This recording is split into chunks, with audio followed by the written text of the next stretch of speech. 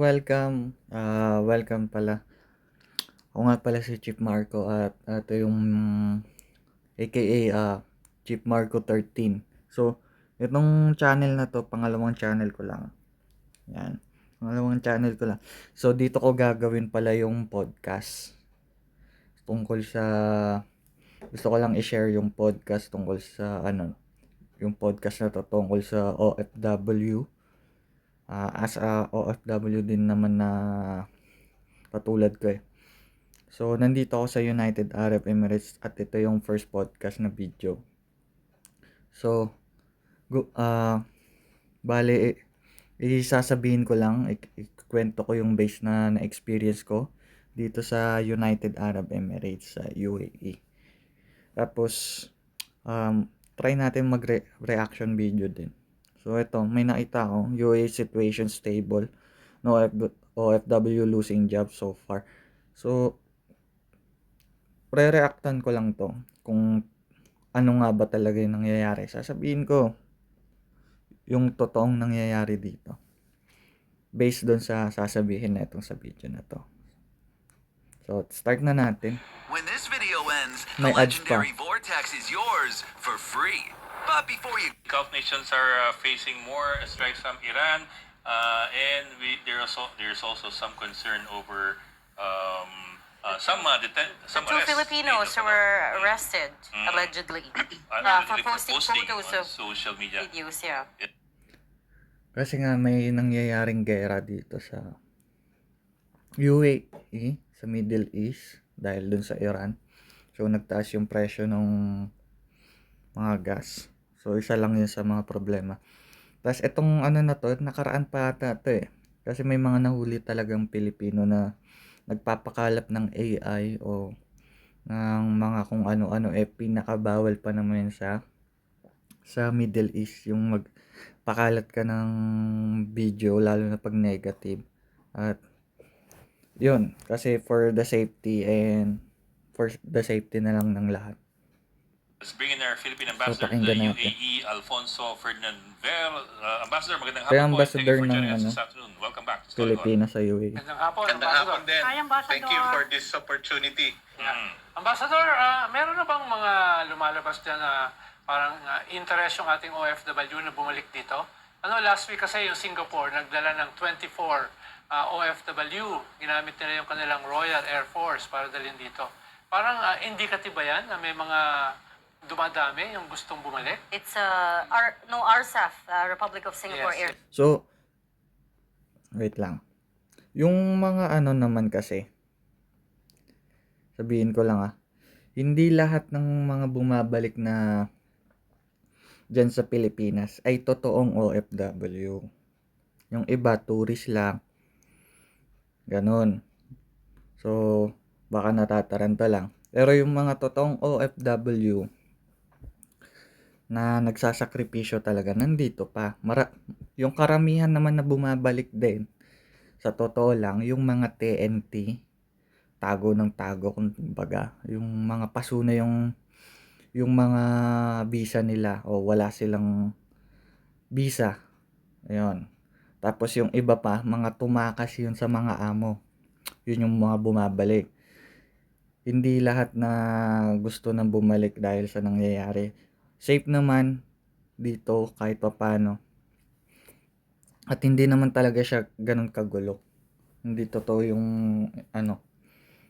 na sobrang gulo pagdating dito sa United Arab Emirates. Yung iba naman, mga nawalan ng trabaho at hindi na kayang ng visa. Yung bumabalik dyan sa Pilipinas. Yung iba naman, finish contract at gusto na rin mag for good. Yun, bumabalik sila dyan. Force, Yeah. not Royal Air Force. May ganun bang Hindi dahil lang sa gera. groundswell Actually, or last Friday night, Yeah. we set out the first charter flight from the UAE with 442 Filipinos, OFWs, and stranded tourists. So it was a special flight. Then the following day, another flight from Jeddah, Philippine Airlines. And then we have another one hopefully this Wednesday, charter flight na naman. But in the meantime, ever since I think that was March 4 or 5 when Emirates started restoring some of its commercial flights, unti-unti na rin may mga umalis dun sa flights na yon, and 2 flights from Etihad, from Abu Dhabi. And in fact, this morning we sent out another group of 38 mga seniors and some with families. Okay on their din way yung now to ginagawa the nila eh. Okay din yung ginagawa nila. Nabibigyan ng chance yung ibang OFW umuwi sa Pinas. Dubai Airport for a commercial flight via Emirates. So tuloy-tuloy na ever since March 4 or 5. Some days there are 2 flights from Emirates. This morning there was an attack at the Dubai Airport.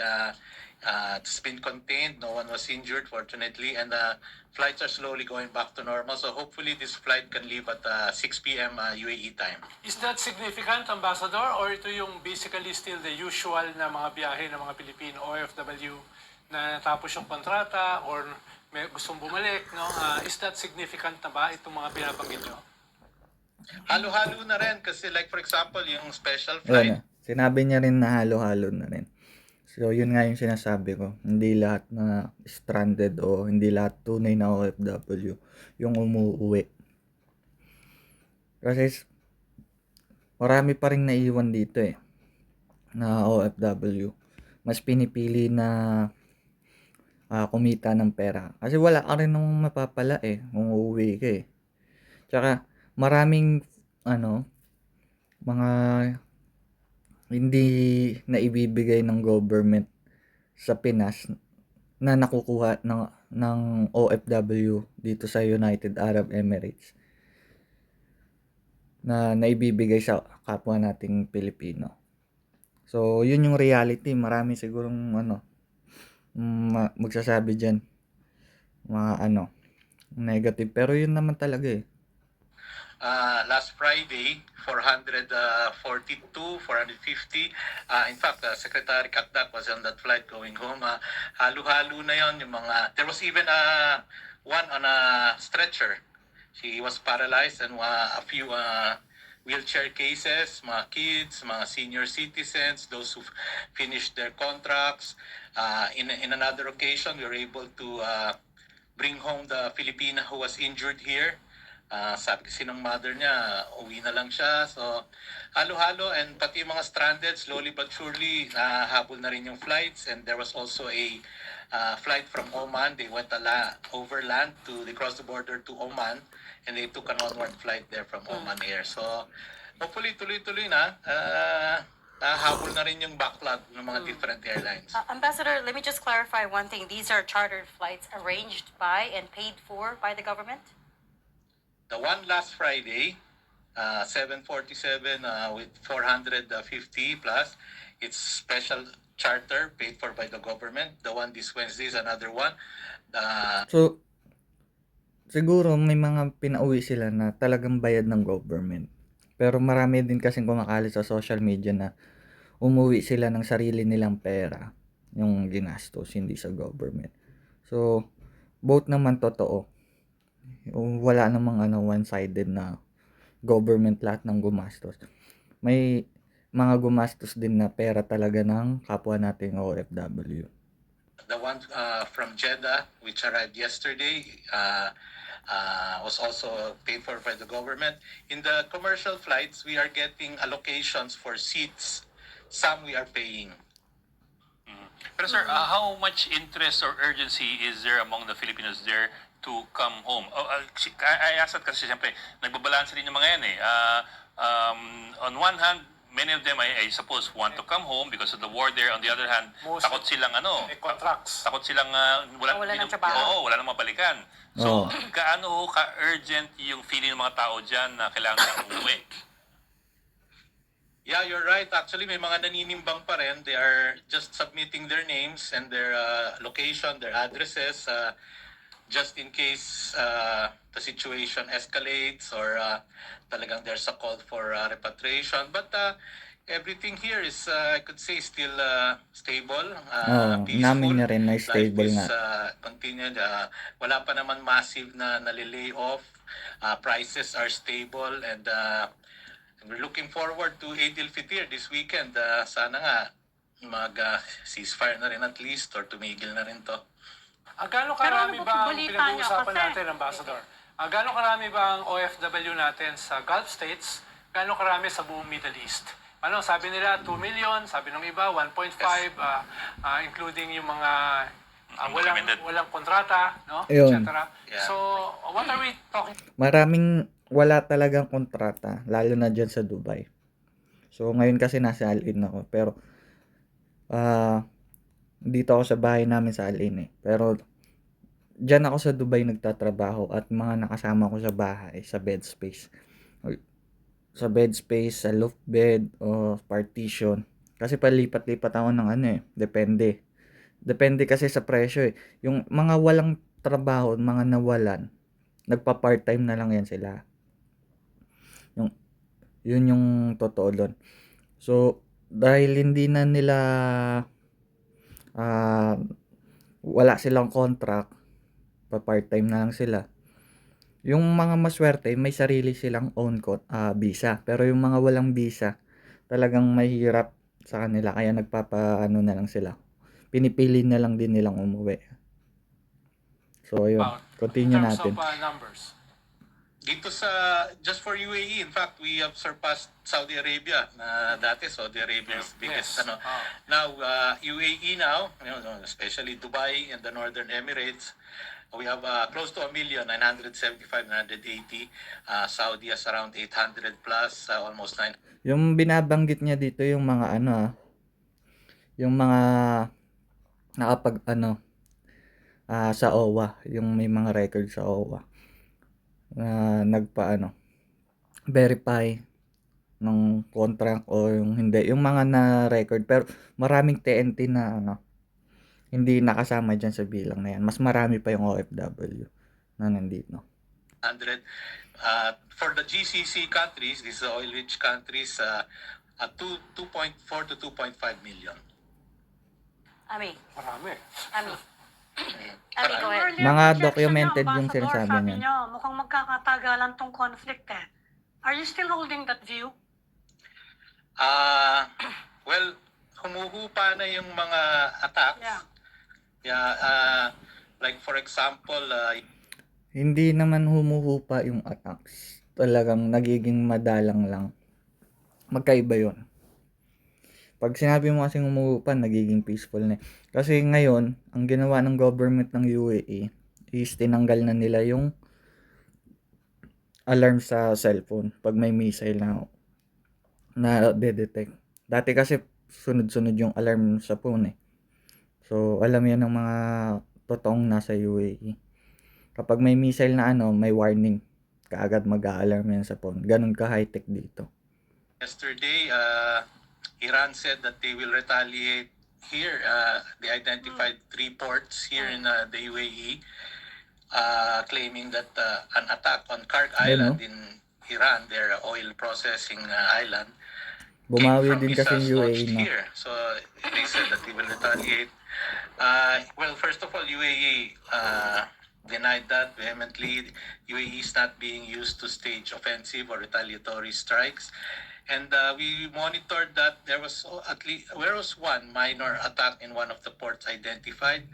This morning, isa lang, and The Fujairah sana port. tuloy-tuloy lang. In Fujairah port, yes, it's oil. I think 1.7 million barrels are shipped from that port. So, but over time, tumitigil na, kumukonti na. But still, UAE has received the most number of missiles, almost 2,000 since this, more than all the other countries, more than Israel, more than double, and it's around 2,000. Kasi ito yung pinakamalapit sa Iran eh. UAE is wondering bakit kami pinupuntirya.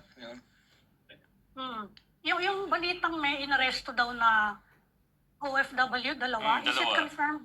Kasi kagabi Yes, hindi we have- confirmed eh. Confirm yan. we were alerted yesterday together with 35, and I think there are more nationals now. 35 persons, different nationalities, including our dalawang kababayan natin, both females. So reaction video na lang to ah. Identified them, we've contacted their families, we're providing legal assistance or legal retainer. Tsaka na tayo We're asking mag-podcast for kapag ano na. consular visit. But may I just withhold identities in the meantime in deference to the Yeah. families. But yung isa, nakausap namin yung husband niya nasa Pilipinas. Yung isa, she has cousins here. So, in fact, they're arriving here from Dubai to talk to our lawyer. Ambassador, what offense exactly did they commit? Nag-ads pa nga. Well, first of all, even without this, taking videos, confidential privacy is very important here. Yun kasi, bawal ka dito basta-basta mag-video lalo na pag may gantong conflict. Pag may gantong conflict na gera-gera. Kasi, baka yung nabibidyoan mo, na ano kasi yun eh. Ay, pag nag-video ka in public place, may mga nabibidyoan ka kasi na madaling i-trace pag nakita yun sa video o sa picture. Yung mga lugar na yan. Baka government facilities, yun, yung mga ganun. Tapos kung saan yung pwedeng targetin, may bibigay mo yung location yan eh, pag nag-video ka kasi. Hindi rin basta-basta pwede kumuha ng videos. And more so now with this crisis, they really instituted a new rule na bawal mag-post ng mga videos, bawal gumawa ng AI videos, at Yun.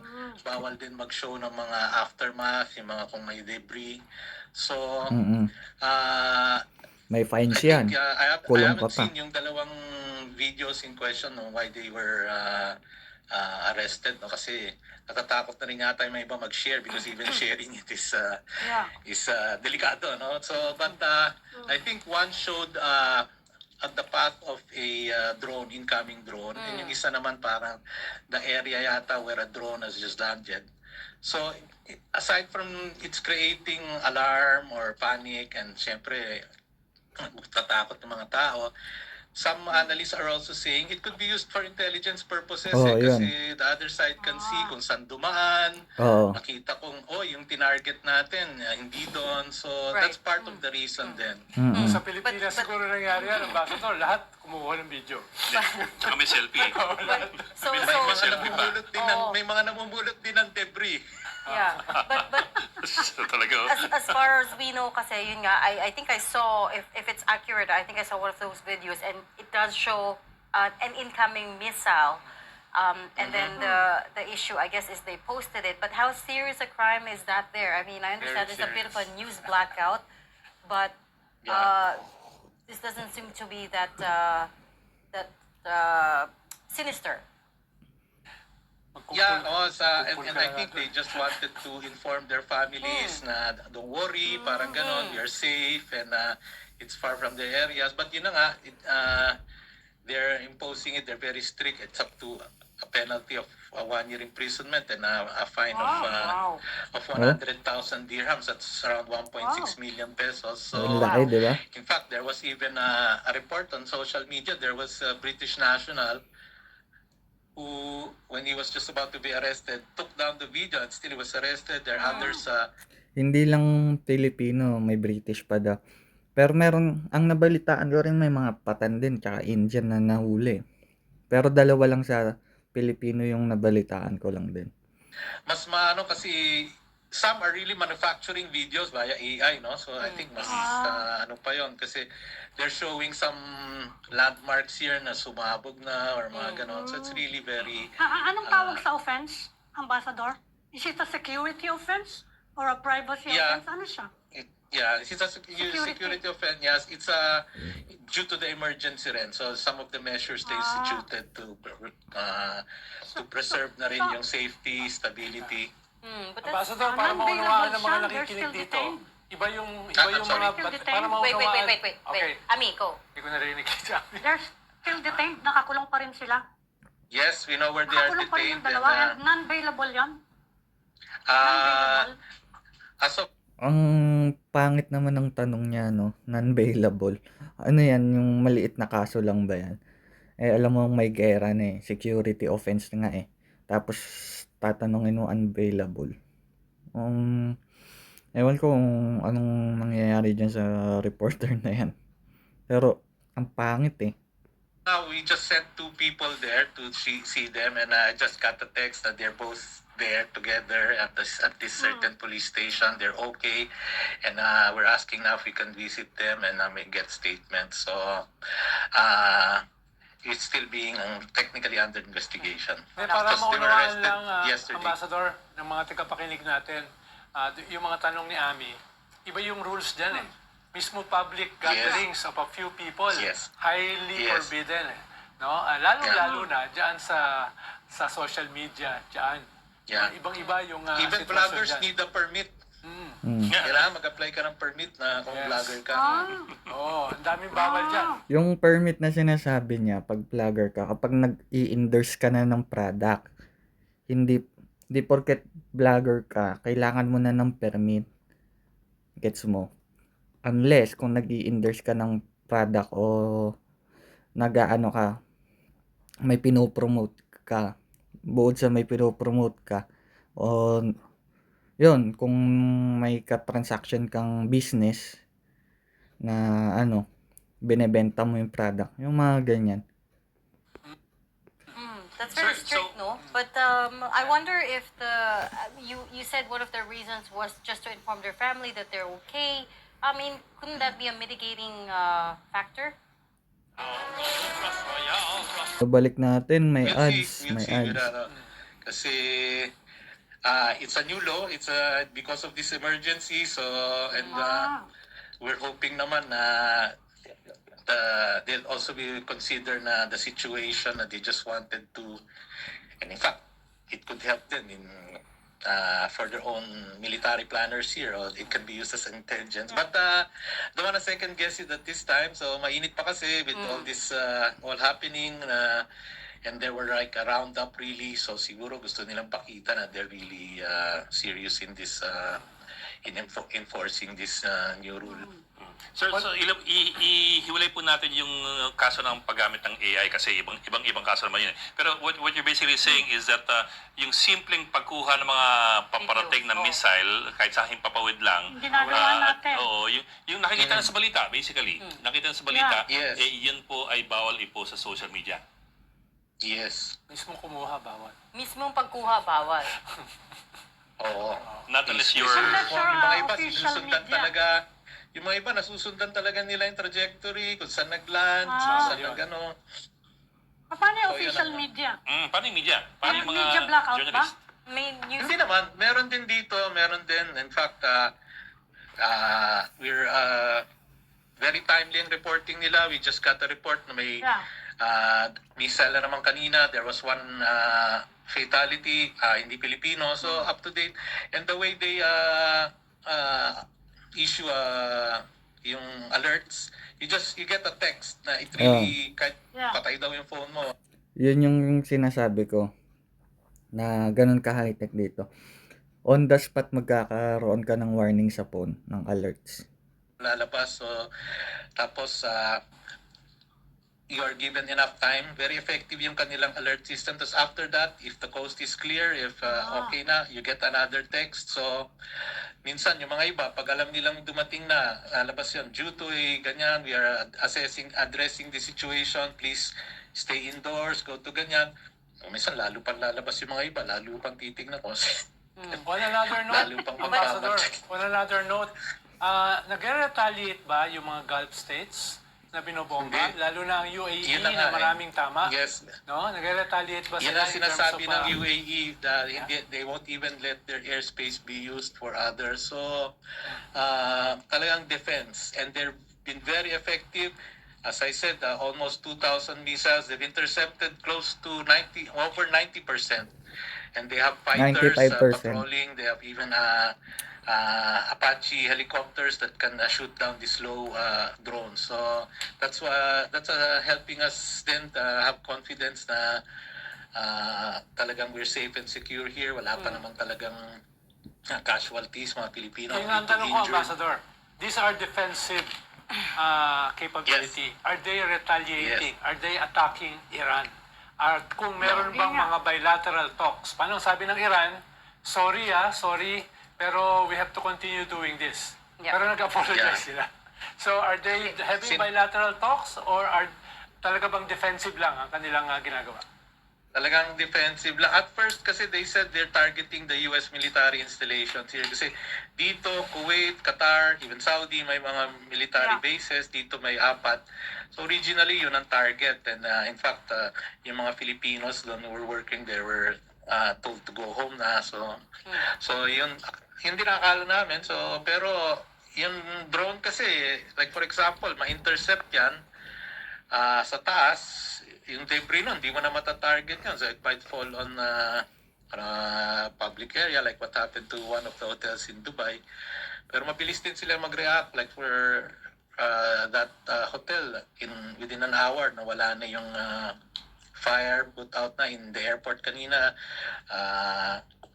They kept the runway open. So mabilis sila mag-react. So Filipinos here feel safe and secure and just want to siguro take this opportunity na sundan lang din natin yon, respetuhin natin yung mga batas. It's all done for own good, for all the expats. There are over 200 nationalities here, so it's really a very cosmopolitan place. So Yeah. very, and life goes on. Ambassador, let me just circle Mga back ilan to the kasamang ano? let me just circle back to the repatriations. How many more do you expect to repatriate, and how many more chartered flights will be coming in and out? We're taking it as kasi yun na nga, for example dito sa Dubai, at first over the weekend nung there was the threat na we will also attack other ports, we had a surge in emails reporting to us, but we're calling them one by one, so it's still wait and see, but we're ready and we're opening other paths na rin or other routes. So, in fact, sana makabalik na rin ang PAL, makabalik na rin ang Cebu Pacific. So, tuloy-tuloy na rin. But we're ready, we're preparing for even, but right now, it's fairly still stable. The surge that we expected, bumawi naman na hindi naman na masyado nagulat mga tao. Ami. Would you know kung ilan ang kasama ng dalawa na naaresto? Because you were saying may ibang mga foreigner na naaresto. Would you know kung mga ilan sila? The first report was that they were around 35. 35 sila and 17 Indian nationals in fact out of that 35. So may Nepali, may Egyptian, so halo-halo din. And karamihan, tayo lang yata yung may dalawang females. Pareho silang female. Yun kasi, And lahat sila detained ngayon. Lahat sila detained. detained. And as far as you Iba, know, no? the 2 Filipinos that were detained merely shot footage of missiles incoming. Hindi sila gumawa, Yeah. they didn't fabricate security-related videos or anything like AI. that. Yeah, from what I know, they just recorded yung actual attack, parang gano'n. May alam ba kayong regional initiative to protect the Strait of Hormuz? Any exploratory effort para regional effort? Yun na nga, nag-expand na, naging doon na rin ang battle na ngayon, closing the Hormuz, Sa Kargil. choking off the oil supply. So, hopefully, I understand there are many back channels being done already. And last week, there was an initiative in the United Nations, a resolution calling for parang condemnation of the attacks, parang ganon. So, I'm sure marami nangyayari dyan. But ang lumalabas kasi, some countries are calling for asking to protect or really make sure that Hormuz is open. So, but now, technically, it's closed. No one is trying, no. 2 weeks ago, Ambassador, nagsalita yung ambassador ng Iran dito at ang sabi daw ng grand leader o great leader ng Iran yung anak ni Khamenei, na ngayon ay natatago, ay parang maganda ang kanilang relasyon sa Pilipinas. Very friendly daw sila at wala silang nakikitang dispute with our country. Yan ba ay Oo naman. yan ba ay nagagamit natin yung ganyang klaseng mga statements? Friends naman tayo sa lahat. Wala naman Yeah, tayo it's nadamay lang tayo dito dahil sa mga Pilipino. At kaya nalangin din tayo na sana matapos na tayo yung naapektuhan. At tayo, no, so sabi nga nila, when the elephants fight, the grass is affected. So tayo, the ants, so kaibigan natin lahat, and hopefully that we can find a way to also mediate siguro, or find a solution to this. Uy. Okay. Okay, we'll leave that there, and we'll check back in with you after you have attended to the two OFWs who are detained right now. Thanks so much Yes. for... So, yun lang yun. Na ano niya. Hirap kasi pag ganyan no. Hirap nung situation kapag yung hindi mo masabi, hindi ka makapag kasi bawal talaga kasi gera yan So, sana dun sa mga kapwa nating OFW,